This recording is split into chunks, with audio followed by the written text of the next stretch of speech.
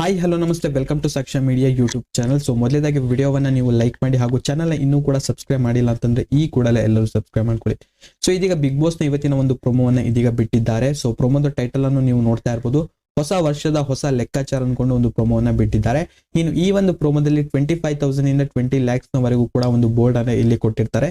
So ಇಲ್ಲಿ contestant ಗಳು ಅವರಿಗೆ ಯಾವ ಬೋರ್ಡ್ ಬೇಕು ಸೊ ಅದನ್ನ ಡಿಸೈಡ್ ಮಾಡಬೇಕು. ಸೊ ಆಲ್ಮೋಸ್ಟ್ ಇಲ್ಲಿ ಎಲ್ಲರೂ ಕೂಡ 20 lakhs ನ ಬೋರ್ಡ್ ಗೆ ಡಿಮಾಂಡ್ ಅನ್ನ ಮಾಡ್ತಾರೆ. ಸೊ ವಿನಯ್, ತನಿಷಾ ಅಂಡ್ ಕಾರ್ತಿಕ್ ರವರು ಇಲ್ಲಿ 20 lakhs ಬೋರ್ಡ್ ಗೆ ಡಿಮಾಂಡ್ ಅನ್ನ ಮಾಡ್ತಾರೆ. ಅಂಡ್ ಇದೀಗ ವರ್ತೂರ್ ಸಂತೋಷ್ ಅವರು 25,000 ನ ಬೋರ್ಡ್ ಅನ್ನ ತೆಗೆದುಕೊಂಡಿದ್ದಾರೆ. ಇದೀಗ ಡ್ರೋನ್ ಪ್ರತಾಪ್ ಅವರು 50,000 ಬೋರ್ಡ್ ಅನ್ನ ತೆಗೆದುಕೊಂಡಿದ್ದಾರೆ. ಸೊ ಇದೀಗ 20 lakhs ಇದೀಗ 3 ಜನರ ವಿರುದ್ಧ ಜಗಳ ನಡೆಯುತ್ತೆ. ಸೊ ಇನ್ನು ಫಿನಾಲೆಗೆ 1 ತಿಂಗಳು ಮಾತ್ರ ಬಾಕಿ ಉಳಿದಿದೆ. ಸೊ ಇದೀಗ ಕಂಟೆಸ್ಟೆಂಟ್ ನ ನಡುವೆ ಇದೀಗ ಕಾಂಪಿಟೇಷನ್ ಕೂಡ ಜಾಸ್ತಿ ಆಗ್ತಾ ಹೋಗುತ್ತೆ. ಇನ್ನು ಹಿಂದಿನ ವಾರ ಬಂದ್ಬಿಟ್ಟು ಸಿರಿಯರ್ ಅವರು ಬಿಗ್ ಬಾಸ್ ನ ಮನೆಯಿಂದ ಎಲಿಮಿನೇಟ್ ಆಗಿ ಹೋಗಿದ್ದಾರೆ. ಇದೀಗ ಮನೆಯಲ್ಲಿ 9 ಜನ ಇದೀಗ ಇದ್ದಾರೆ.